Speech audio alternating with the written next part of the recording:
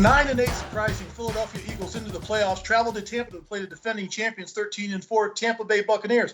Tampa's a big favorite in this game, 8.5 points. But I'll tell you one thing about Nick Sirianni. Beginning of the season, I thought he was a joke. I didn't think he'd make it through the entire season. But this guy found the identity of this football team. They can run the ball. That's what they do best, and that's what they're going to do in this game. They're going to stick with the run. They're the number one rushing team in the NFL, 160 yards a game, led by quarterback Jalen Hurts. Yes, he can run the ball, but he can also pass the ball. He's got 16 touchdowns and just 9 interceptions, but 10 rushing touchdowns on the season. This team's got a great offensive line. I think it's going to challenge the Tampa Bay Buccaneers, particularly their defensive front seven, Coach. Well, when you get into the playoffs, Mark, when I start evaluating who's going to win the football game, first thing I look at is the amount of turnovers you have, because that's going to be absolutely critical. Now, just because you had a lot of turnovers during the course of the season doesn't mean you're going to do it in one single playoff game. You also have to look at the injury list. By that's the end of the year, Mark, as you know from playing in the NFL for so many years, you're really banged up at the end of the year. In addition to that, you have to look at who is consistent. So I agree with you on Jalen Hurts. He can not only throw, he can hurt you running the football, and that hurts any defense. I don't care how great they are. Yeah, the Buccaneers are outstanding. But the Eagles have 3 on the injured reserve list. They won 4 of the last 5, but their last football game, they got destroyed by the Cowboys, 51-26, although many of the starters did not play for the Eagles at that time. The defense is definitely underrated, Mark.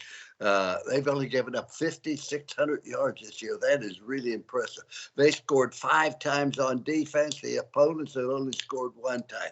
They've been sacked 31 times, but they have given up 29. When you look at them, they've had created 16 turnovers. And now let's look at the Bucs. The Bucs was a preseason favorite to return back to the Super Bowl, and I don't think that's going to happen. Tom Brady is unbelievable. 5,316 yards, 43 touchdowns, 2 interceptions. They've created 29 turnovers. You compare that with only 16 turnovers created by the Philadelphia Eagle defense. Leonard Fournette, I don't know if he's going to be able to come back or not, but they have 3 great receivers. They have Godwin, who has 98 receptions, 300 yards. They have 5 touchdowns. They have Evans, who might be the best receiver, and, of course, Gronkowski. One bad thing, though, Richard Sherman, one of the best defensive backs in the NFL, is not going to be able to play in this game.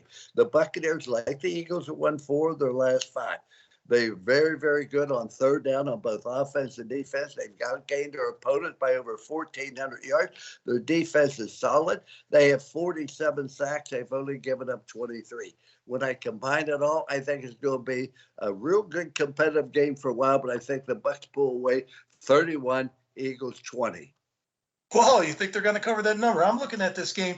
You know, there's 2 different dynamics. You look at Tom Brady. This is the number 1 passing offense in the National Football League, and you're going against the number 1 rushing offense. Eagles are going to try to play keep away, so you know the score is not going to be as high as most people think. And like you mentioned last week, the Eagles got blown up by the Cowboys, but they rested their entire defense. I'm looking at Philadelphia to go down there and put a beating on Tampa Bay. I think this game's going to be a lot closer than people think. Tampa Bay wins this game, but they're not covering the 8.5. I got Tampa Bay winning this game 24-20.